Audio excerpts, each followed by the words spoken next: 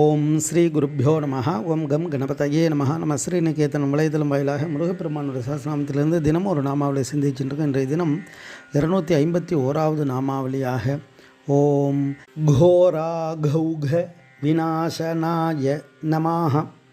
முருகப்பெருமான அதி பயங்கரமான பாப குவியல்களை நாசம் செய்பவருக்கு நமஸ்காரம் அப்படின்னு வர்ணிக்கிறது. இருள் அப்படின்றது நம்ம எதிர்க்க இருக்க பொருளை மறைச்சிடும். ஆனால் ஆணவ இருள் இருக்கு இல்லையா, அது இந்த ஆன்மாவையே மறைச்சிடும். அப்பேற்பட்ட ஆணவம், கர்மம், மாயை, மும்மலங்கள் இருக்கு இல்லையா, அப்பேற்பட்ட அந்த மும்மலங்களை தான் 3 அசுரர்களாக சூரபத்மன், தாரகன், சிங்கமுகன் இவாளெல்லாம் இருக்கா.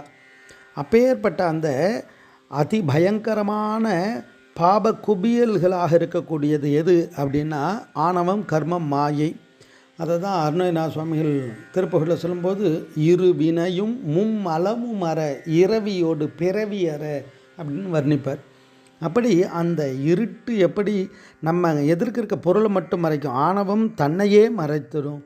அதனால தான் அவன் கடைசியாக இருள் வடிவம் எடுத்தா சூரபத்மன். அப்போ முருகப்பெருமான் கோட்டி சூரிய பிரதீகாசமாக இருக்கக்கூடிய அந்த வேலாயுதத்தை ஏவி அவனை சம்ஹாரம் பண்ணுறார்.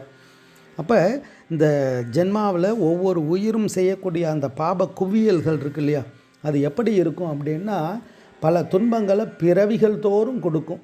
அப்போ அப்பேற்பட்ட பாப குவியல்களையும் நாசம் செய்பவராக முருகன் இருக்கார். அப்பர் சுவாமிகள் பதிகத்தில் சொல்லும்பொழுது விண்ணுற அடுக்கிய விரைகில் வெவ்வழல் புகில் அவை ஒன்றும் இல்லையாம், உலகினில் பயின்ற பண்ணிய பாவத்தை நன்னி நின்று அறுப்பது நமச்சிவாயவேன்னு நமச்சிவாய பதியத்தில் சொல்லுவார். வானம் வரையிலும் விறகு அடிக்க வச்சுருந்தாலும் அந்த நெருப்பு அதில் பிடிச்சதுன்னா பஸ்மம் ஆகிடும், பிடி சாம்பல் ஆகிடும். அது மாதிரி எப்பேற்பட்ட பாப குவியல் இருந்தாலும் முருகன் அதையெல்லாம் துவம்சம் செய்வார் அப்படின்றத இந்த நாமாவளி தத்துவார்த்தமாக வர்ணிக்கிறது. ஓம் கோரா கௌக விநாசனாய நமஹ. ஸ்ரீ குருப்பியோ நம. ஓம் சும் சுப்பிரமணியாய நமஹ.